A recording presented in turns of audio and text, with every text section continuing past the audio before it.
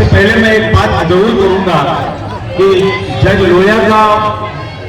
लोया की हत्या की इन्वेस्टिगेशन करने से पहले 2015 में 14 में मैंने पूरे भारत में ट्रेन से सफर किया था, जिस रूट से महात्मा गांधी ने भारत यात्रा की थी। और 100 साल बाद गांधी जी के हत्यारे के प्रशंसक इस देश की सत्ता में आए थे, तो मुझे लगा 100 साल बाद ये देश क्या सोच रहा है, ये ढूंढना चाहिए। और मैं आपको बताता हूँ, एक बहुत ही मेमोरेबल एक्सपीरियंस मुझे जो मिला था। तो ट्रेन जब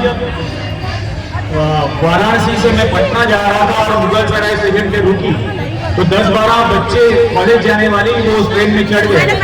और ट्रेन में आने के बाद हमारी बातें उनसे शुरू हुई। तो उनमें से एक लड़का था जिसका नाम मिथुन सिंह था, जो सुबह कॉलेज में जाता था और दोपहर को किसी कंस्ट्रक्शन के साइट पर काम करता था। तो उसने मुझे कहा कि बाबूजी, गांधी जी जिंदा है, गांधी जी मरे नहीं है। तो मैंने उसे पूछा, आप ऐसा क्यों कह रहे हो?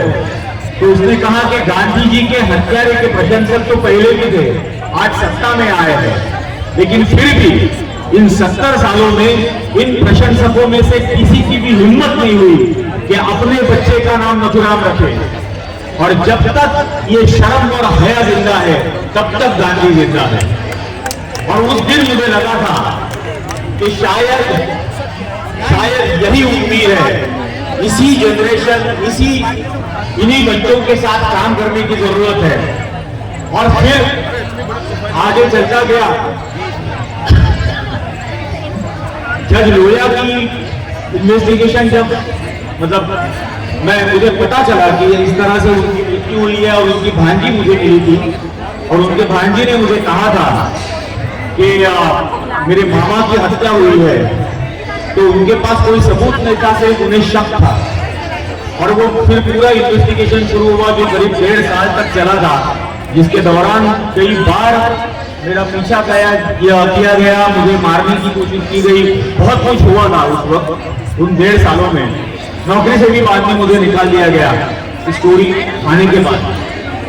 तो मैं थोड़ी सी बातें इतना ही कहूंगा कि जज लोया एक ऐसे केस के he was presiding over a case जिसमें सोहराबुद्दीन की हत्या का केस था। सोहराबुद्दीन शेख, उसकी पत्नी कौसर भी, जिसका बलात्कार करके उसकी हत्या हुई थी। और उस हत्या में आज के देश के गृह मंत्री अमित शाह ये प्रमुख आरोपी थे।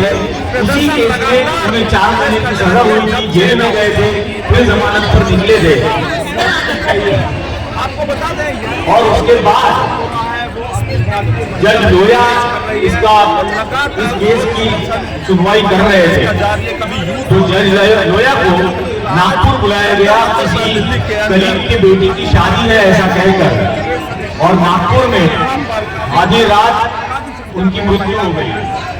सुबह 5 बजे उनकी पूरी फैमिली को फोन करके बताया गया कि कल रात को जज लोया की मृत्यु हो गई है, हार्ट अटैक आया था और उनका पोस्टमार्टम हो गया है। उनकी बॉडी भेज दी है। कहाँ भेजी?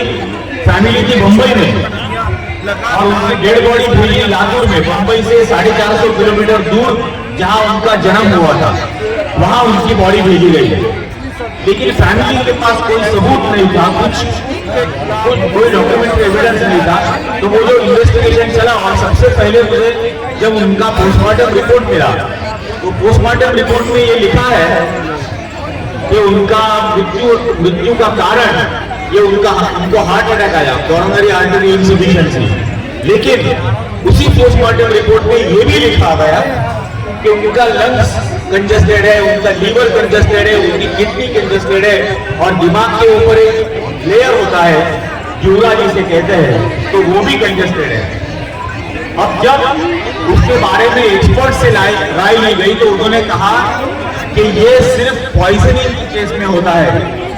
अगर हार्ट अटैक आया है, अगर कार्डियक अरेस्ट है, तो सिर्फ हार्ट का कंजेशन समझा जा सकता है। लेकिन लीवर, किडनी, लंग्स, ये सारे ऑर्गन्स कंजेस्टेड है क्योंकि उनको पॉइजनिंग किया गया था। उसके बाद उनका पोस्टमार्टम हुआ, पोस्टमार्टम का कोई वीडियो शूटिंग नहीं, पोस्टमार्टम की कोई फोटोग्राफी नहीं। महाराष्ट्र में ये कानून है कि लावारिस लाश का भी पोस्टमार्टम करे तो उसकी वीडियोग्राफी और फोटोग्राफी होनी चाहिए। लेकिन जज लोया, एक सीबीआई स्पेशल कोर्ट के जज, उनके मृत्यु के बाद उनके पोस्टमार्टम के वक्त कोई भी फोटोग्राफी और कोई भी वीडियोग्राफी उसकी नहीं की गई। सारे सबूत मिटाने की हर कोशिश की गई, लेकिन उनका हिस्टोपैथोलॉजी रिपोर्ट, उनका फॉरेंसिक रिपोर्ट, उनका विसेरा रिपोर्ट, ये सारे मिलने के बाद जब ये 5 लोगों के सामने आई, तो 5 लोगों के सामने आने के बाद मुझे भी पता था कि कुछ ना कुछ होगा। और जब सुप्रीम कोर्ट में एक पिटीशन फाइल हुई, और वो पिटीशन फाइल की गई थी बीजेपी के बम्बई के जो प्रेसिडेंट थे उस वक्त, आशीष शेलार, उनके प्राइवेट सेक्रेटरी ने फाइल की थी। तब उसमें इंटरवेंशन हुए और सुप्रीम कोर्ट ने जब ये रिक्वेस्ट जो पीआईएल की वो खारिज की, तब सुप्रीम कोर्ट ने ये कहा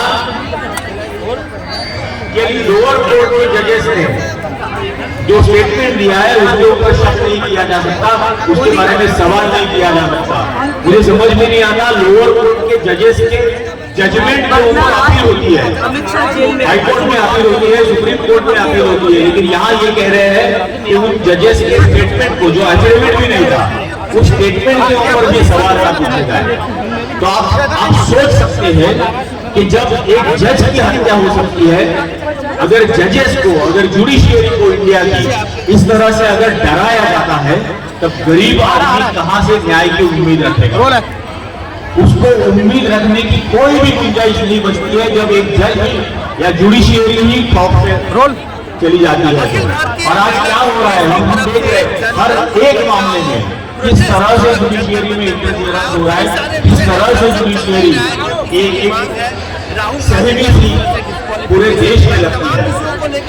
इतने बड़े बड़े कॉन्स्टिट्यूशनल मैटर्स हैं जिसकी सुनवाई नहीं होती, लेकिन अर्नब गोस्वामी की केस आती है तो रात में उसकी पिटीशन दायर की जाती है और सुबह सुबह उसको सुनवाई हो जाती है।